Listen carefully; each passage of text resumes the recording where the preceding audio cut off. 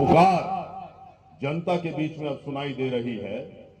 पहले कहां सुनाई देती थी? पिछली सरकार रहती थी तो यहां लोग इसी बात से संतुष्ट रहते थे कि मेरे समाज का आदमी विधायक बन गया, मेरे जात का आदमी मंत्री बन गया, मेरे जात के आदमी का सरकार है।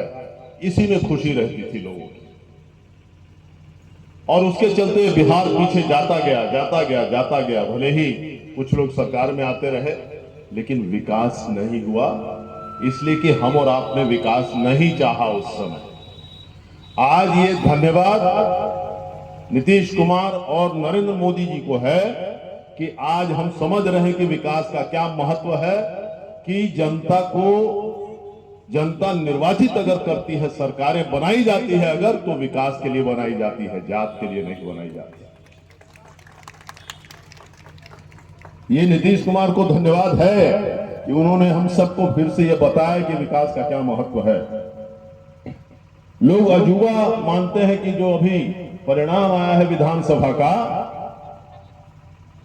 ये कैसे हो सकता है कि 20 साल तक एक आदमी मुख्यमंत्री रहे और एंटी इनकम्बेंसी जो कहा जाता है कि पहले से जो सरकार है उसके प्रति नाराजगी तो होगी ही जनता में, जो एंटी इनकम्बेंसी कहा जाता है, उसके बदला में पूरे देश और दुनिया ने देखा कि यहां प्रो इनकम्बेंसी है, सरकार के प्रति सद्भावना है, नाराजगी नहीं है, जिसका नतीजा हुआ कि 2/3 ऐसा अभूतपूर्व बहुमत से आदरणीय नीतीश कुमार फिर से मुख्यमंत्री बने।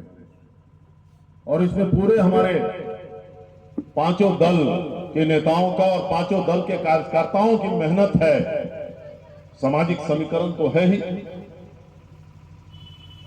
कि मेहनत है कि इतना जबरदस्त सफलता हम लोगों को मिली, और हमारे कार्यकर्ताओं की मेहनत है। आप सभी लोगों का आशीर्वाद सरकार में मिला है, नहीं तो 202 कोई कल्पना नहीं कर सकता था। हम लोग भी बहुत मानते थे, तो कई बार टीवी पर भी हम लोगों ने कहा कि 150 से 175 हमको आएगा, 150 पर तो मैं बाजी लगाने को तैयार हूं, ऐसा मैंने टीवी पर खुद कहा कई बार।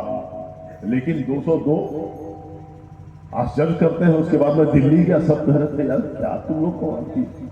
हमने कहा कोई कमाल नहीं, सारे कार्यकर्ताओं का मेहनत है, मतदाताओं का आशीर्वाद है और नीतीश कुमार का काम है। मैंने पूछा उन लोगों से कि बताओ पूरे देश में कोई नेता ऐसा बता सकते हो तो बताओ कि जो 20 साल तक सरकार में रहा मुख्यमंत्री बन के, उससे पहले रेल मंत्री रहे भारत सरकार में, उससे पहले कृषि मंत्री रहे भारत सरकार में, और आज तक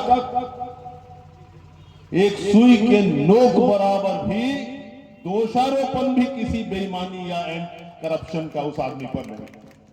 एक आदमी बता दो पूरे देश में ऐसा कोई हो तो। इसीलिए प्रो इनकम्बेंसी यहां रहा नीतीश कुमार। मैं समझता हूं कि सौभाग्य है, और उन्हीं के आने के बाद हम लोगों ने विकास यहां देखा, उनके आने के बाद हम लोगों ने यहां रोशनी देखी, उनके आने के बाद जो 8-8 घंटे हमको पटना से सीतामढ़ी पहुंचने में लगता था, वो 2.5 घंटे में आज हम पहुंचते हैं। आज कोई कभी कोई संकोच नहीं करता, रात के 11 बजे भी निकलना है पटना से, चाहे हम हो, आप हो, महिलाएं हो, हमारा परिवार हो, कोई सोच नहीं सकता है कि हाँ कोई दिक्कत हो रहा है किसी को। नहीं भाई चलो ना, क्या दिक्कत है, यहाँ से निकल चलते हैं। रात में निकलते हैं हम लोग 11 बजे, 12 बजे निकलते हैं, सभी लोग निकलते हैं। तो ये और ऐसा ये जो विकास हुआ यहाँ पूरे बिहार में, वो कोई खास तबकों के लिए नहीं हुआ। कोई तबका नहीं है जो विकास से वंचित है। महिलाएं हैं, पुरुष हैं, सभी लोग। देश में अकेला बिहार है जहां जिला परिषद में 50% आरक्षण महिलाओं को दिया गया है। अकेला बिहार है जहां 35% आरक्षण महिला पुलिस को दिया गया है बिहार में, पूरे देश में कहीं नहीं। कारण ये था, उन्होंने कहा आदरणीय नीतीश जी ने कि साहब कब तक हमारी मां बहनें चूल्हा फूकते रहेंगे, बर्तन धोते रहेंगे, खाना बनाते रहेंगी, कपड़ा धोते रहेंगी, उनको भी समाज के मुख्य धारा में, विकास के मुख्य धारा में लाकर खड़ा करना है। हर क्षेत्र में विकास है।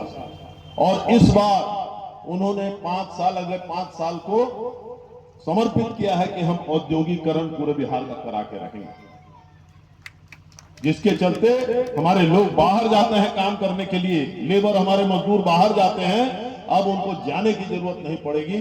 उनको बिहार में ही काम मिलेगा, इतना हम विकास यहाँ कराएंगे। और वो विकास की यात्रा, औद्योगिक क्रांति जो होना है, जो बहुत पहले हो जाना चाहिए था, लेकिन अब वो शुरू हो रहा है, जिसका नतीजा है कि उन्होंने कई एक पॉलिसी बनाई।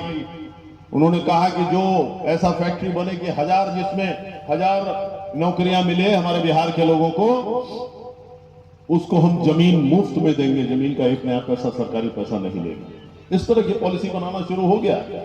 मेरा सबसे ज्यादा योगदान है, बेगूसराय में हमने अभी फैक्ट्री लगवाया।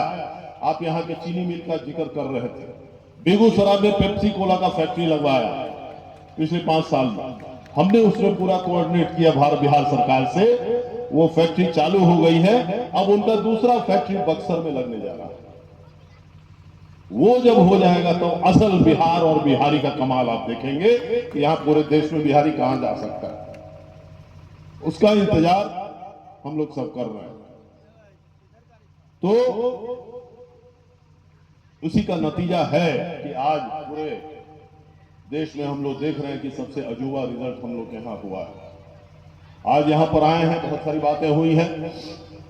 हमने जो ट्रेन आते ही 1 महीना के अंदर हमने आप लोगों के आशीर्वाद से निर्वाचित हुए, लोकसभा में आए, तो 1 महीने के अंदर, 1 महीना से कम समय लगा।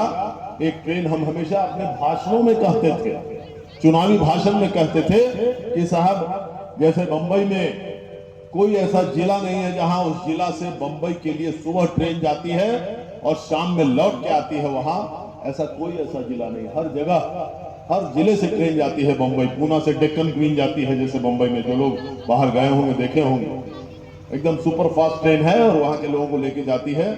जैसे बंबई है, बहुत ही महंगी शहर है, बहुत कम लोग वहां मकान खरीद सकते हैं, तो वहां मकान नहीं खरीद सकते हैं तो उसका उपाय ये निकाला सरकार ने कि बंबई को ऐसे जगहों से सब पूरे जिले से कनेक्ट कर दिया कि बेचारा मिडिल क्लास का आदमी भी, मध्यम वर्गीय आदमी भी, कमजोर आदमी भी अपने जिले से ट्रेन में बैठ के सुबह पहुंच जाता है बंबई नौकरी करने, शाम को वापस घर पहुंच जाता है। उसको बंबई खरीदना, मकान खरीदने की जरूरत नहीं पड़ती। ये सब सोच है, विकास है। तो उसी तरह से हम बोलते थे अपने भाषणों में कि साहब अपने जिला से भी पटना के लिए सुबह में ट्रेन होनी चाहिए। मेरी मेहनत कहिए, आपका आशीर्वाद कहिए या सौभाग्य कहिए, 1 महीना नहीं लगा, 3 हफ्ते के अंदर हम लोगों ने दरभंगा से पटना का ट्रेन शुरू करवाने का काम किया, जिसका जिक्र भाई साहब ने किया था अपने भाषण में।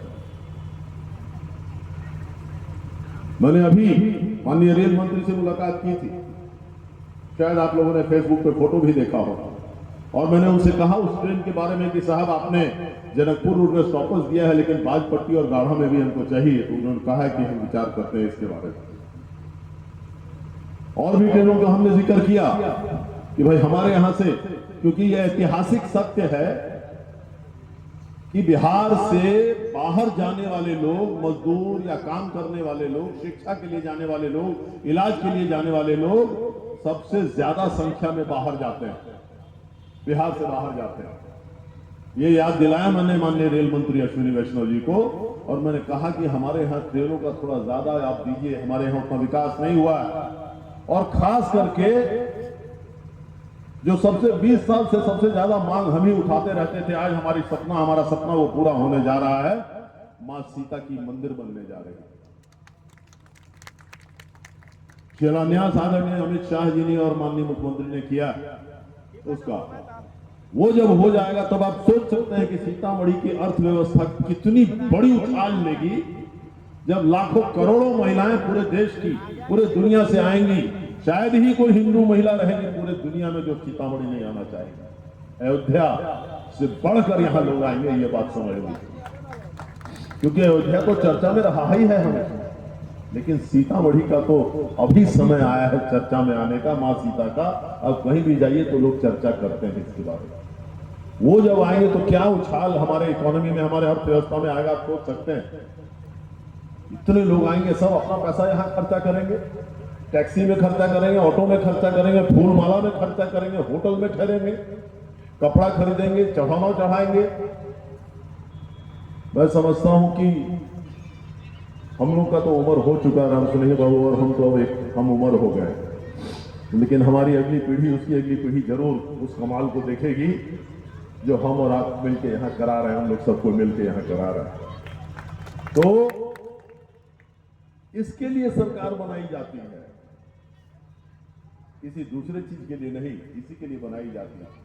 तो रेल की बातें आपने की है, मैं चाहूंगा पूरा एक पिटीशन बना के मुझे दे दें। निश्चित रूप से मैं आपकी बातों को अपने पैड पर भी लगा के मैं माननीय रेल मंत्री जी से, और बहुत अच्छे रेल मंत्री मिले हुए हैं हम लोग को भारत सरकार में, इसमें कोई शक नहीं, बहुत ही प्रगतिशील विचारधारा के लोग हैं और जो भी संभव है वो एडजस्ट करने का कोशिश करते हैं। तो वो निश्चित रूप से हमको दे दीजिएगा। और जो बातें आपने कही है हमने सब नोट किया है, उस पर भी हम बात करेंगे, जो राज्य सरकार से भी यहाँ करवाना है। निश्चित रूप से बहुत ही महत्वपूर्ण स्थल है सीतामढ़ी का, जनकपुर रोड कहिए या पुपरी कहिए, जो भी कहिए, मैं भी चाहता हूँ